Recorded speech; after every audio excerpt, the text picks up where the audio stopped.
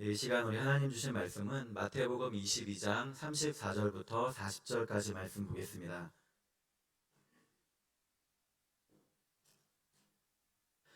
마태복음 22장 우리 34절부터 40절까지 말씀 함께 보겠습니다.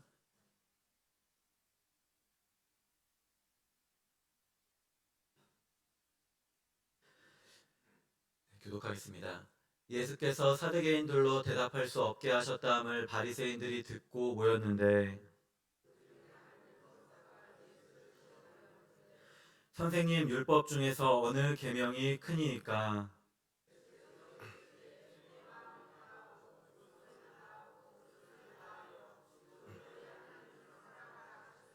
이것이 크고 첫째 되는 계명이요.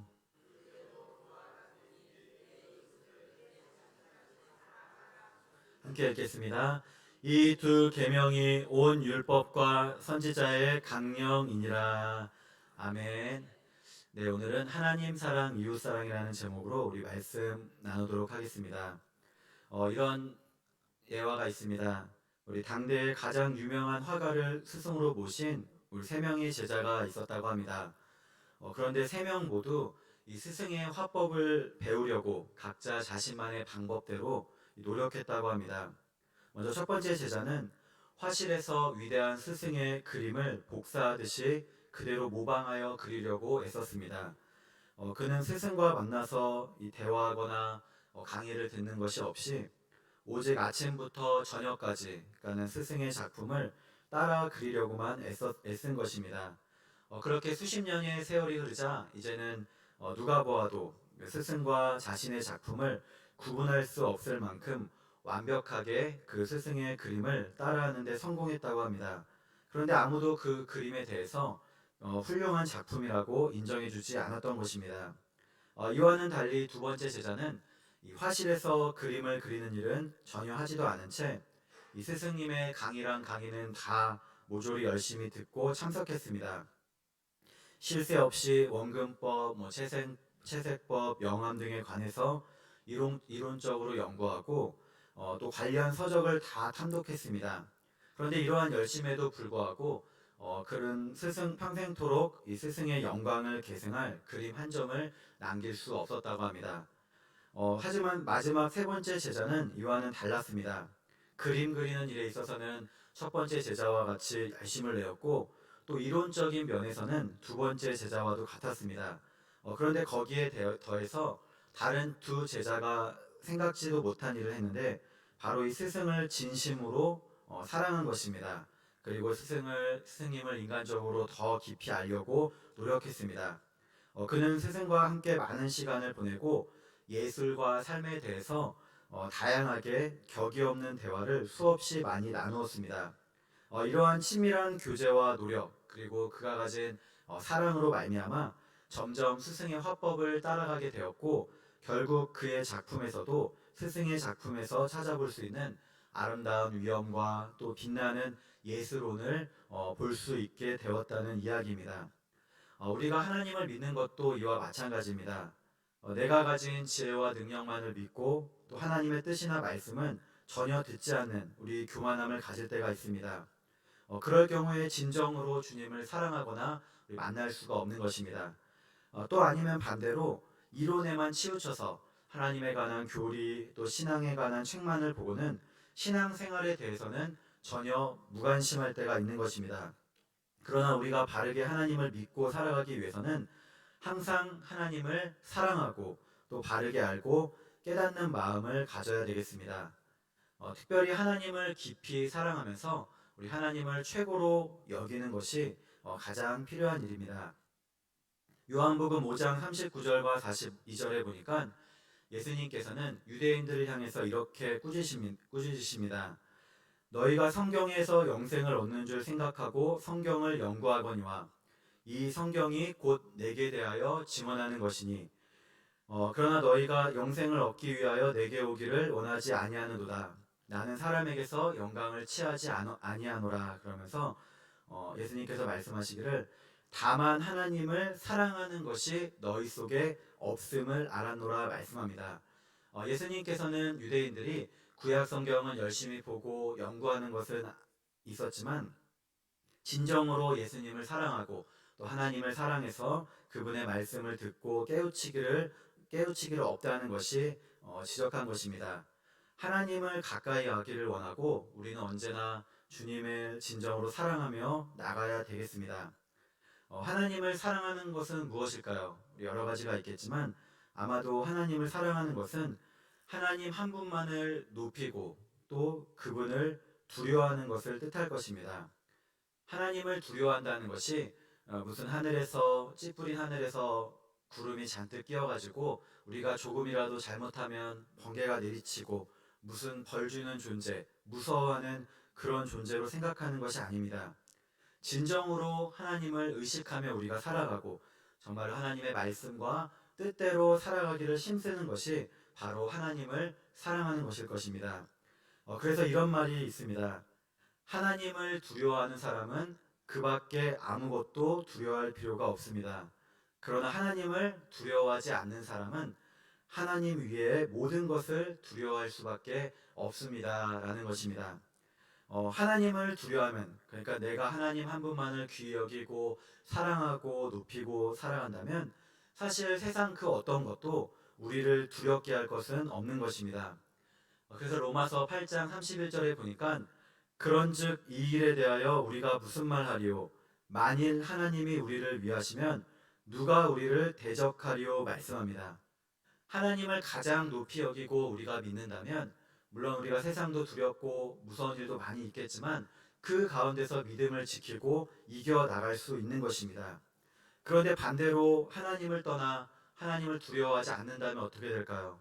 하나님을 인정하지 않고 또 하나님을 믿지 않고 그렇게 살아간다면 아마도 스스로는 나는 아니라고 할지라도 하나님 위에 모든 것을 두려워하고 때로는 벌벌 떠는 삶을 살 수밖에 없다는 것입니다.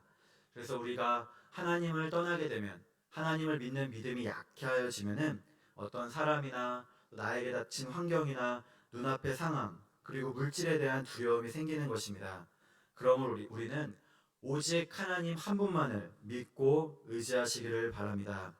진정으로 하나님을 사랑하고 우리가 높이는 삶을 살기를 힘써야 되겠습니다. 그래서 오늘 말씀에도 보니까 율법 중 어느 계명이 가장 크니까 묻는 율법사의 물음에 37절에 보니 예수께서 이르시되 내 마음을 다하고 목숨을 다하고 뜻을 다하여 주 너의 하나님을 사랑하라 하셨으니 말씀합니다. 우리가 이 땅에서 행해야 될 가장 첫째가 있다면은 바로 하나님을 사랑하는 것입니다.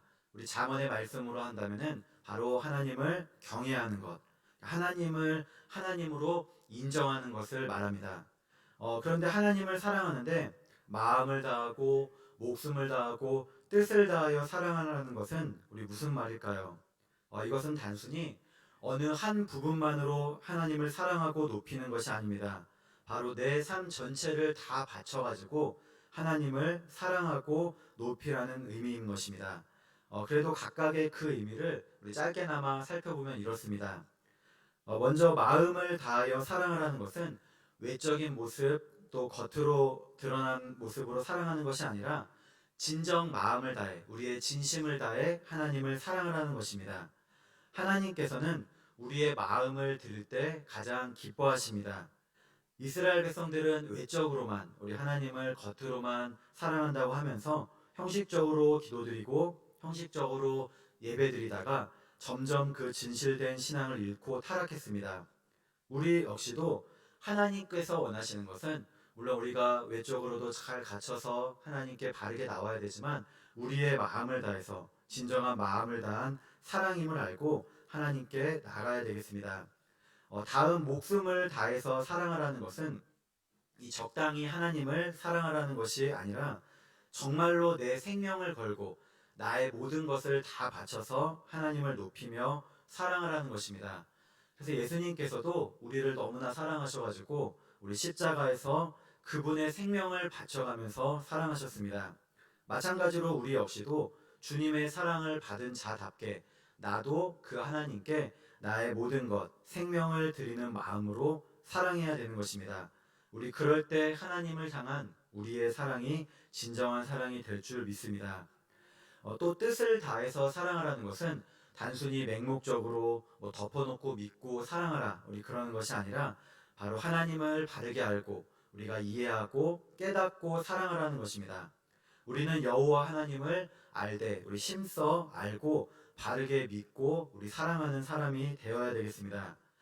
그런데 사실 이와 같이 마음과 목숨과 뜻을 다해 힘을 다해 사랑을 하는 것은 각각 거기에 담긴 의미가 다르니까 그렇게 사랑을 하는 것이 아닙니다. 바로 마음과 목숨과 뜻을 다하여 그러니까 우리가 할 수 있는 모든 것을 다해 나의 삶 전체와 나의 모든 최선의 노력을 다해서 하나님을 사랑을 하는 것입니다. 우리는 이러한 마음으로 하나님을 사랑하기를 힘써야 되겠습니다.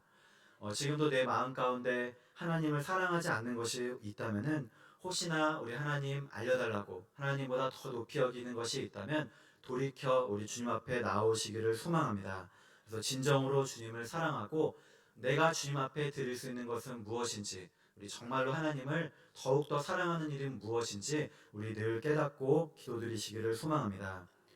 또 하나님을 사랑하는 것은 다른 말로 하면은 하나님 한 분을 믿음의 눈으로 바라보는 것, 하나님의 살아계심을 믿는 것을 뜻합니다.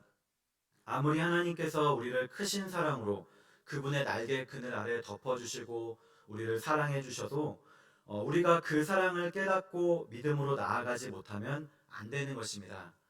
그래서 우리는 살아가면서 때로 힘든 고난이 올지라도 우리의 눈은, 그러니까 우리의 마음은 힘든 상황 환경이 아니라 오직 하나님을 바라보고 그 하나님의 사랑을 믿음으로 바라보아야 되는 것입니다.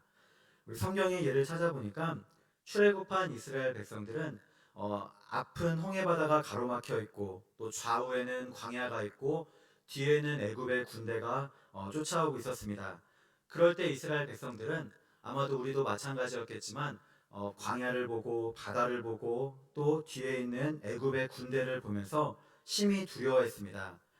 출애굽기 14장 10절에 보니까 바로가 가까이 올 때 이스라엘 자손이 눈을 들어 본즉 애굽 사람들이 자기들 뒤에 이른지라 이스라엘 자손이 심히 두려워하여 말씀합니다.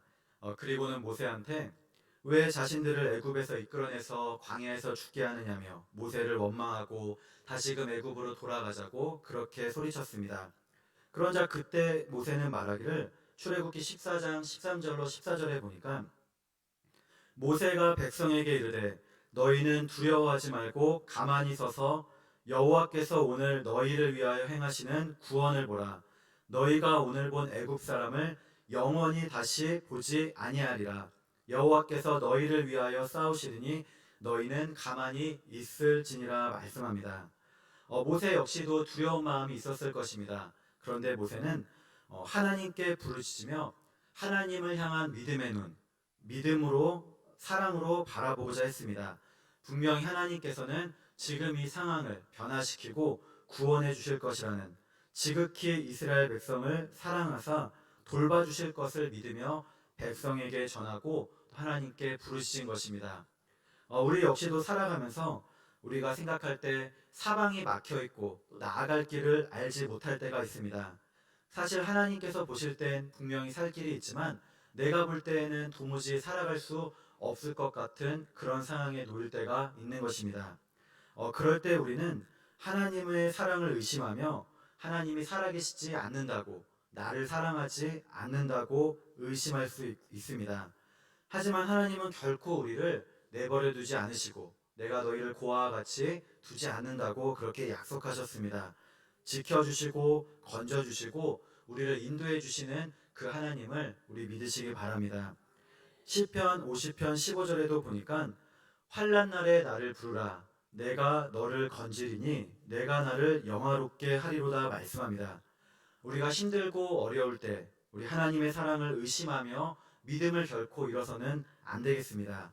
오늘 말씀과 같이 도리어 하나님은 나를 사랑하신다는 믿음을 갖고는 더욱 하나님을 찾고 구하며 우리 하나님께 나아가 우리 사랑을 드리는 우리 그런 성도님들 되시기를 축복합니다.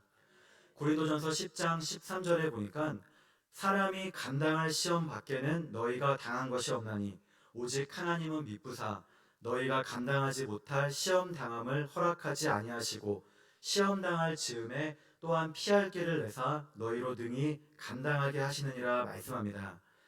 지극히 우리를 사랑하시는 하나님은 지금도 우리를 너무나 사랑해 주십니다. 우리 오늘도 이 자리에 나오신 우리 모든 성도님들은 하나님은 반드시 나와 함께 하심을 믿으시기 바랍니다. 이사야 43장 19절의 말씀과 같이 보라 내가 새 일을 행하리니 이제 나타낼 것이라 너희가 그것을 알지 못하겠느냐 반드시 내가 광야의 길을 사막에 강을 내리니 말씀합니다. 하나님은 광야 가운데도 길을 만드시고 사막 가운데도 강을 내신다고 말씀합니다. 우리는 그 하나님을 믿음의 눈으로 바라보면서 크신 사랑 가운데 역사하시는 그 하나님을 믿는 우리 성도님들 되시기를 소망합니다. 내가 먼저 하나님을 사랑한 것이 아니라 하나님께서 나를 사랑하셨기 때문에 우리가 마음과 뜻과 목숨과 힘을 다해서 하나님을 사랑할 수 있는 것입니다. 우리 그 하나님께 감사하면서 오늘도 내가 정말로 하나님을 사랑하면서 할 수 있는 일은 무엇인지, 또 특별히 우리 교회를 섬기는 가운데 교회를 위해 살 수 있는 일은 무엇인지 우리 하나님께 늘 기도드리면서 나아가는 우리 성도 여러분 되시기를 축복합니다. 두 번째로 이렇게 하나님을 사랑하는 것은 곧 이웃사랑으로 이어짐을 볼 수 있습니다. 우리 이웃사랑을 말씀하실 때 보니까 첫 번째, 그 다음 두 번째 그렇게 하지 않으십니다. 39절에 다시 보면은 둘째도 그와 같으니 말씀합니다. 그러니까 첫째, 둘째 순서는 있는데 이 둘은 동일한 것, 우리 동등함을 말씀하시는 것입니다. 그러니까 이웃을 사랑하라는 계명은 첫 번째 하나님을 사랑하라는 계명과 다를 바 없고 첫째 계명과 같이 큰 것입니다. 당시 종교 지도자였던 바리새인들은 하나님께 대한 의무나 열심을 다하면서도 이웃에 대한 의무, 우리 심지어는 부모를 돌보는 것까지도 하지 않아도 된다고 그렇게 생각했습니다. 그래서 마태복음 15장에서 예수님과의 논쟁을 보니까 5절과 6절에 보니 너희는 이르되 누구든지 아버지에게나 어머니에게 말하기를 내가 드려 유익하게 할 것이 하나님께 드림이 되었다고 하기만 하면 그 부모를 공경할 것이 없다 하여 너희의 전통으로 하나님의 말씀을 폐하는도다 하는 예수님의 책망을 받았습니다. 하나님만을 잘 섬긴다고 하면은 부모를 섬겨야 될 걸 가지고 하나님께 예물로 드린다고 한다면은 아무런 잘못이 없다고 생각했는데 예수님은 그것에 대해서 잘못되었다고 말씀하신 것입니다. 하나님도 사랑하고 또 사람도, 이웃도, 부모도, 또 주변 사람도 사랑해야 된다는 것을 전하신 것입니다. 그럼 도대체 왜 이웃 사랑을 이 하나님의 사랑과 우리 동등하게 두고 말씀하신 것일까요? 우리 그것은 눈에 보이지 않는 하나님을 사랑하는 것은 눈에 보이는 이웃, 이 사람을 사랑하는 것으로 나아가야 되기 때문입니다. 요한일서 4장 20절 21절에 보니까 누구든지 하나님을 사랑하노라 하고 이웃 그 형제를 미워하면 이는 거짓말하는 자니 보는 바 그 형제를 사랑하지 아니하는 자는 보지 못하는 바 하나님을 사랑할 수 없느니라. 우리가 이 계명을 주께 받았나니 하나님을 사랑하는 자는 또한 그 형제를 사랑할지니라 말씀합니다. 그러니까 하나님을 사랑한다는 것은 곧 형제와 이웃을 우리 사랑하는 것까지 나아가게 되어 있는 것입니다. 보이지 않는 하나님을 사랑한다고 하면서 보이는 사람을 미워한다면 그것은 거짓된 것이 된다는 것입니다. 그래서 눈에 보이는 이웃, 우리 사람들을 사랑하는 것은 곧 하나님을 사랑한다는 증거가 된다는 이야기입니다. 그래서 하나님 사랑과 이웃 사랑은 같이 가게 되어 있는 것입니다. 하지만 우리가 잘 알듯이 하나님 사랑과 이웃 사랑을 같이 함께하기란 쉬운 일이 아닙니다. 눈에 보이지 않는 하나님을 우리가 잘 섬기고 예배드리며 경외하는 것도 힘든 일이지만 이웃을 사랑하는 것 역시 쉬운 일이 아닙니다. 아마도 저도 마찬가지지만 대부분의 우리 성도들, 우리 신앙인들이 빠지기 쉬운 것이 하나님께 나와서 우리가 예배도 잘 드리고 또 목사님도 잘 섬기고 또 그렇게 살아가지만은 이웃에 대한 사랑, 사회의 정의 그런 실천은 외면하기 쉽다는 것입니다. 그래서 예수님 당시에도 예수님께서는 종교 지도자들인 이 서기관과 바리새인들을 꾸짖으시며 말씀하셨습니다. 마태복음 23장 23절에 보니까 화 있을진저 외식하는 서기관들과 바리새인들이여 너희가 박하와 회향과 근체의 11조는 들이되 율법에 더 중한 바 정의와 긍휼과 믿음은 버렸도다. 그러나 이것도 행하고 저것도 버리지 말지니라 말씀합니다. 이게 무슨 말씀이냐면은 그때 당시 바리새인들, 서기관들, 율법학자들은 하나님께 열심히 11조를 드렸습니다. 그런데 심지어는 박하, 회양, 근체와 같은 이것이 이스라엘의 농작물인데 주로 양념이나 향을 내는 데 쓰이던 것이었습니다. 그런데 이렇게 아주 작고 사소한 농작물에 불과한 것조차도 그 얻은 수확에 대해서 철저히 11조를 드릴 정도로 하나님께 열심이었는데 정작 그 11조의 정신인 구제하는 것, 이웃사랑은 행치 않고 정의와 긍휼 없이 믿음 없이 살아간 것입니다. 그래서 하나님을 사랑하노라 하면서도 열심히 믿는 것 같은데 실제 생활은 그렇지 않음으로써 예수님께 책망을 받았다는 것입니다. 우리도 이것이 얼마나 많습니까? 우리도 열심히 교회 나와서 예배드리고 또 우리 봉사도 하고 또 우리 교인들끼리도 서로 사랑하고 또 그렇게 살아가고 있지만은 실제로 우리가 살아가면서 내 주변 이웃들을 사랑하는 것이 하다못해 가족이나 우리 주변 동네 사람들을 사랑하는 것도 쉽지가 않습니다. 저 멀리 사회 정의를 외치기보다 당장 내 눈앞에 보이는 사람들, 주변 동네 사람들을 사랑하는 것도 지극히 어려운 것입니다. 그래서 요즘에도 우리 아파트 사시는 분들은 또 층간소음 때문에 많이 또 힘드시지 않습니까? 우리 뉴스에서도 많이 또 그런 어려운 사고나 사건들이 발생하기도 하는데 당장 내 윗집 아랫집 사는 사람, 옆집 사는 사람, 또 우리 운전하시는 분들은 운전하다가 또 차를 잘 못 몰고 또 힘들게 하는 사람들을 보면은 그렇게 볼 때 화가 나고 또 그런 나 자신을 볼 때 이것이 정말 올바른 것인가 우리 그런 생각이 들 때가 많이 있는 것입니다. 그렇지만 우리는 정말로 이 이웃을 사랑하라는 그 계명을 잘 듣고 행할 줄 아는 우리 그런 성도들이 되어야 되겠습니다. 마태복음 24장 12절에 보니까 이렇게 말씀합니다. 불법이 성함으로 많은 사람의 사랑이 식어지리라. 종말의 때가 되면은 이 사람들이 하나님을 떠나 죄 가운데 거하게 되는데 그렇게 세상은 무법천지가 돼서 사람들의 마음 속에서 따뜻한 사랑을 찾아볼 수 없게 된다는 것입니다. 우리는 이렇게 되어서는 안 되겠습니다. 저도 뭐 생각해 보니까 참으로 이웃을 사랑하지 못하는 우리 그런 마음이 항상 있는 것 같습니다. 그래서 뭐 우리도 이웃을 사랑한다 하지만은 실제로 내가 정말 손해를 보게 되면 정말로 우리 하다못해 내 옆집 사람과 또 우리 같은 농가 밭을 가지고 소송을 걸거나 그렇게 될 때 정말로 우리가 내 손해를 감수하면서까지 사랑할 수 있는 사람들이 정말로 얼마나 되겠습니까?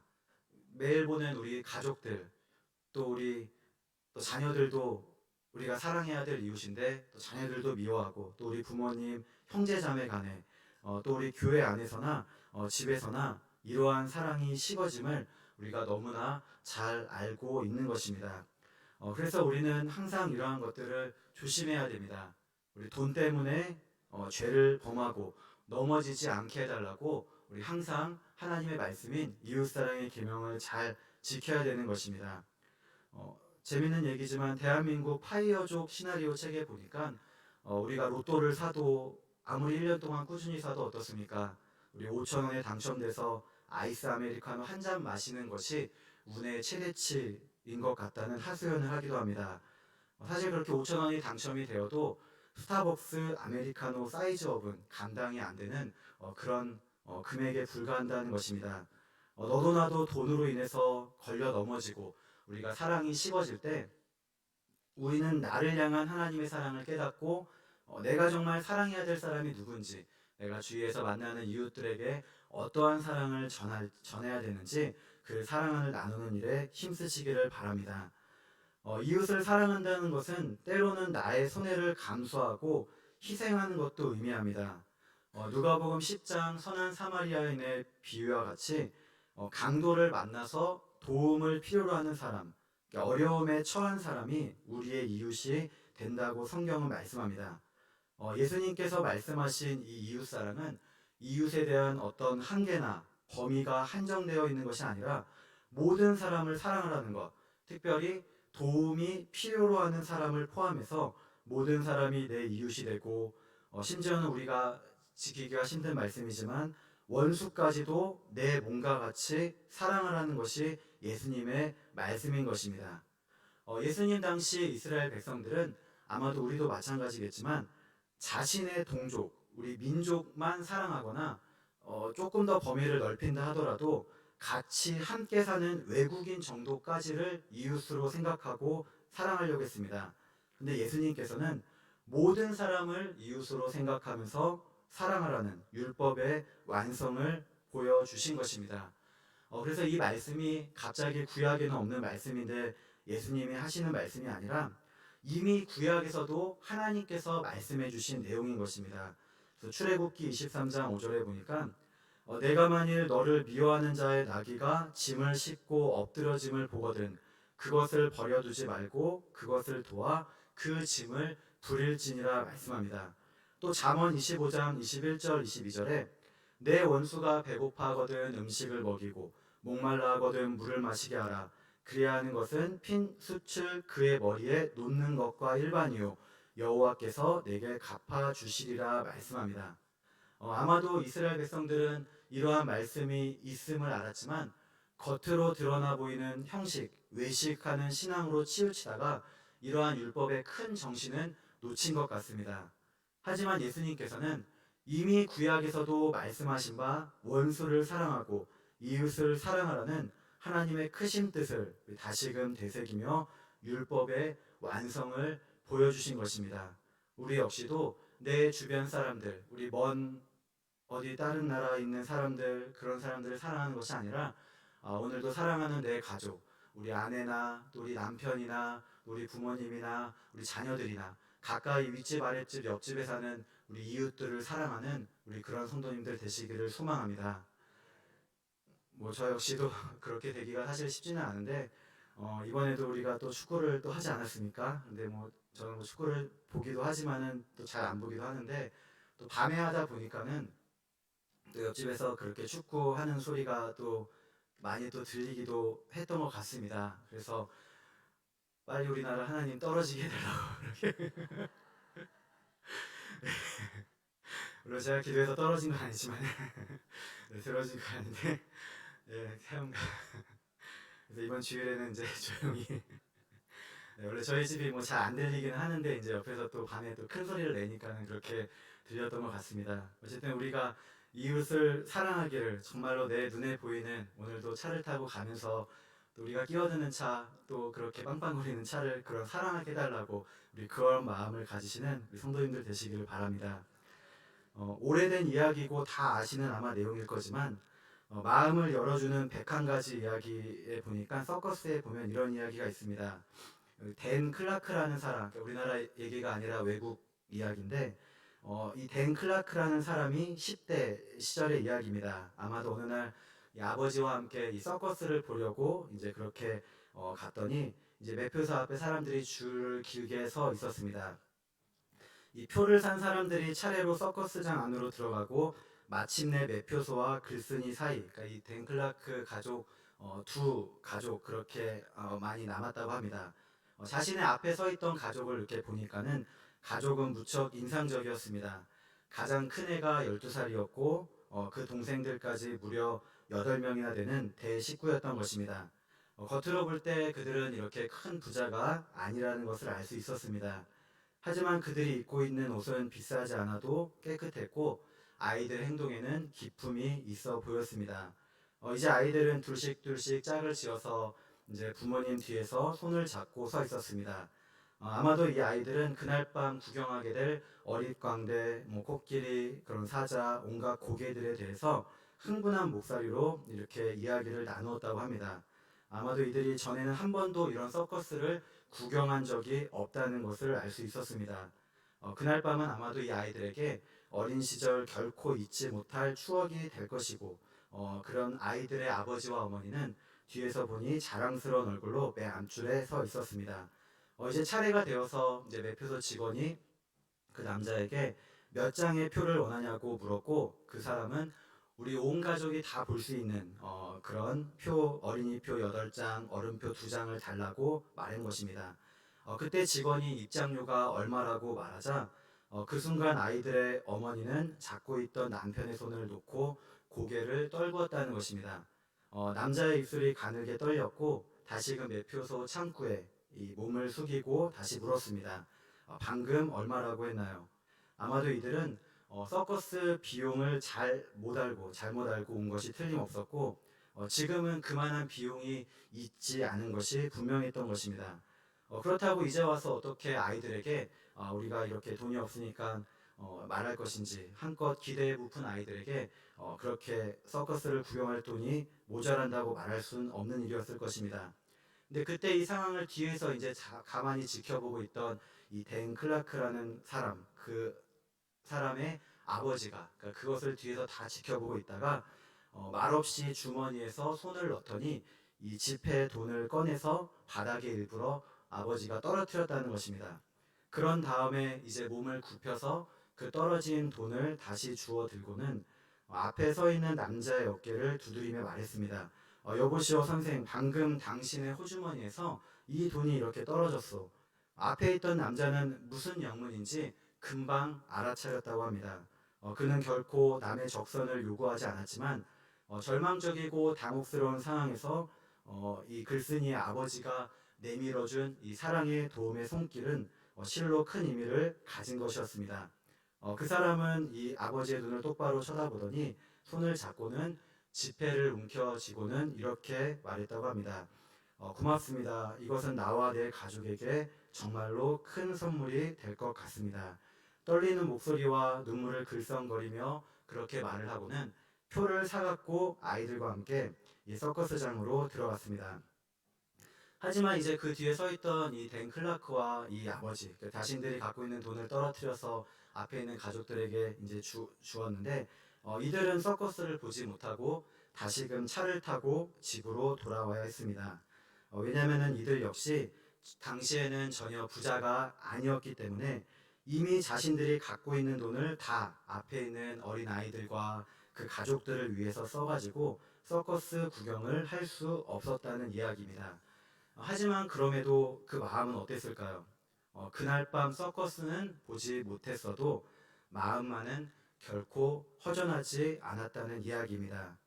지금도 우리가 이런 전혀 알지 못하는 사람들의 이 돕는 이야기, 또 시민들의 선행에 관한 내용을 뉴스를 통해서 우리가 심심치 않게 만날 수 있는 것 같습니다. 우리 지난 12월에도 우리가 꼭 성탄절 전에 눈이 많이 와가지고 참 힘든데 폭설 가운데서도 이 차가 앞으로 나가지 못할 때, 앞으로도 못 나가고 뒤로도 못 갈 때, 그때 지나가던 사람들이 힘을 합쳐서 올라가지 못하는 버스를 밀어주고 또 옆에 있는 차를 밀어서 나가도록 도와주기도 합니다. 가만히 놔두면 버스가 빙판 위를 미끄러지다가 앞으로 가지도 못하고 갯벌이의 개처럼 옆으로만 그렇게 미끄러지는데, 그러다 보면 다른 차와도 부딪히고 또 사람들도 다칠 수 있습니다. 그런데 누가 시킨 것도 아닌데 누가 먼저를 할 것도 없이 달려나가서 버스를 밀고 또 누군가는 옆에 있는 모래주머니, 도로 옆에 있는 모래암에서 모래주머니를 꺼내서 뿌리기도 합니다. 그래서 버스는 충돌 위기를 벗어나고 도움을 주던 함께하는 사람들은 환호하며 기뻐했다는 우리 그런 기사를 보았습니다. 힘겹게 가는 전혀 모르는 다른 이들의 차들도 그렇게 밀어주며 서로 도와줬다는 것입니다. 그것이 어떤 특별한 사람들의 이야기가 아니라 우리와 같이 누구나 일반적인 평범한 시민들, 우리의 모습인 것입니다. 지금 이 시간에도 서로 다투고 싸우고 나와 가까이 있는 이웃 간에도 또 우리 차를 타고 다니며 또 물건을 살 때에도 또 양보하지 않고 화를 내고 마음이 상할 때 아마도 우리 마음에 이러한 사랑하는 마음이 있다고 한다면은 하나님의 그 귀한 사랑이 전해질 것 같습니다. 특별히 그렇게 이웃을 사랑하고 섬긴다면 가장 큰 하나님의 계명을 우리가 지키는 것이 되는 것입니다. 마태복음 12장 7절에 보니까 이렇게 말씀합니다. 나는 자비를 원하고 제사를 원하지 아니하노라. 또 사마리아 사람의 비유에서도 누가복음 10장 37절에 보니까 이르되 자비를 베푼 자니이다. 예수께서 이르시되 가서 너도 이와 같이 하라 하시니라 말씀합니다.